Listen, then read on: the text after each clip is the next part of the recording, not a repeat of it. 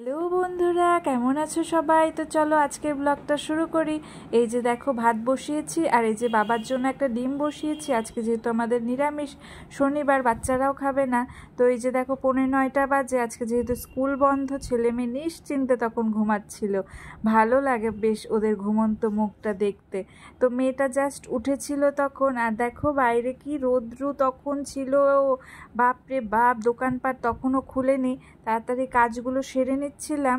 এই যে দেখো চট করে স্নান করে নিয়েছি, পুজো দিয়ে দিব।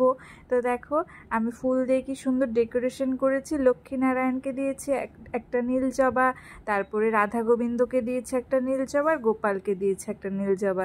তো এমন করে সুন্দর করে সাজিয়ে পুজোটা দিয়ে দিয়েছি। আর দেখো রান্না করেছিলাম পটল পোস্ত, তারপরে হচ্ছে মিষ্টি কুমড়া ভাজা, বটবটি আলু ভাজা, শাক করেছিলাম, ডাল, তারপরে করেছিলাম সয়াবিন। এই যে দেখো দোকানেও বসে পড়েছি একটু ডিউটি দিতে। এই যে দেখো ছেলের সাথে একটু কথাও বলছিলাম, আর এই যে কাস্টমারও চলে আসছিল একজন। তারপরে দেখো তাড়াতাড়ি রেডি হয়ে চলে যাচ্ছিলাম কোথায় সেটাও দেখো। এই যে দেখো কোথায় চলে এসেছিলাম। যেহেতু শনিবার তাই ডান্স ক্লাসে চলে এসেছিলাম। দেখো কি সুন্দর করে ডান্স করছে বাচ্চারা। তো এরকম রিয়ার আরও দুটো গ্রুপ আছে, ভাগ ভাগ করা আছে, ছোটদের, বড়দের, মেঝোদের। তো হচ্ছে সব ভাগ করা আছে। তো এটা ছোটদের গ্রুপ ছিল, খুব সুন্দর করে ডান্স করায়ও।